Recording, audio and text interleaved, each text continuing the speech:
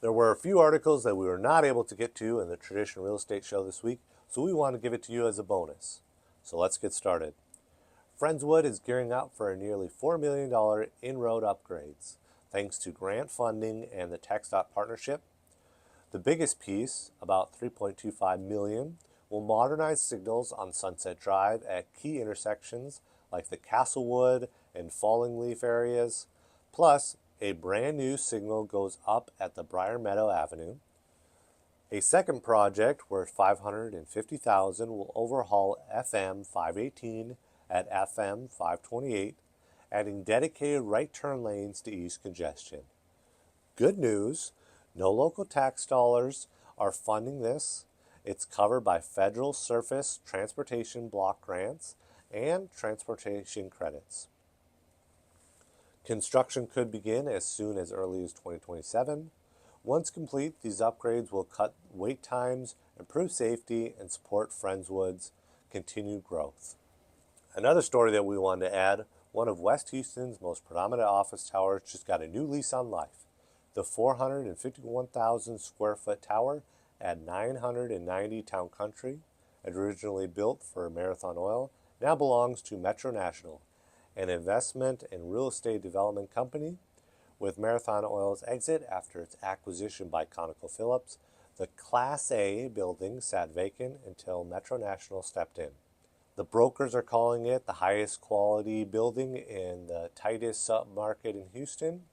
It's a prime territory right next to City Center and less than a mile from Metro National's other mega asset, Memorial City.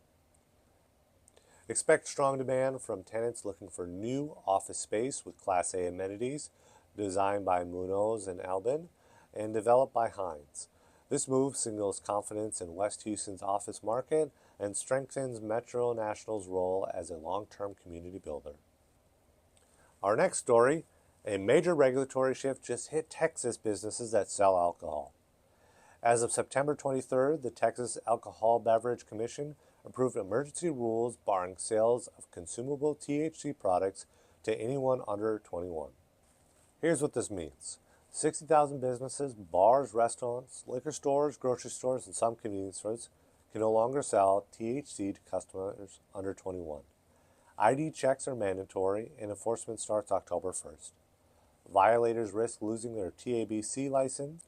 The rules don't yet apply to smoke shops, gas stations, or online sellers, but the state's health department is drafting broader regulations. Supporters say this protects kids. Critics warns that it could create patchwork enforcement. For now, TABC's move is temporary, 120 days with the possible extension. Permanent rules could arrive in early January 2026. Bottom line, the Texas hemp and THC market just got a big new layer of regulation with the rippling effects for thousands of retailers statewide. The last story that we're not able to get to this week in the Traditional Real Estate Show, big news for Texas schools. Starting fall 2027, the STAAR Exam, or STAAR, will be replaced with a 3-test system under House Bill 8. Instead of one big test in the spring, students in grades 3 through 12 will take a beginning of year assessment in August and September, a mid-year exam in January and February, and an end-of-year exam in May. Tests will be shorter, 1 to 1.5 hours for younger students, and 75 to 105 minutes for older students. The test will be released within 48 hours instead of months later. Supporters say this reduces stress and provides real-time feedback for teachers. Critics argue it's still STAAR in disguise and could actually increase time spent testing. Other changes: no more STAAR practice tests. High schoolers no longer need to pass English 2 to graduate. Scores from all 3 tests will count towards school ratings. The TEA will pilot questions soon with a final rollout plan due by February 2027. This is one of the biggest education shifts in decades and is coming fast. That wraps the bonus section of the Traditional Real Estate Show. See you next time.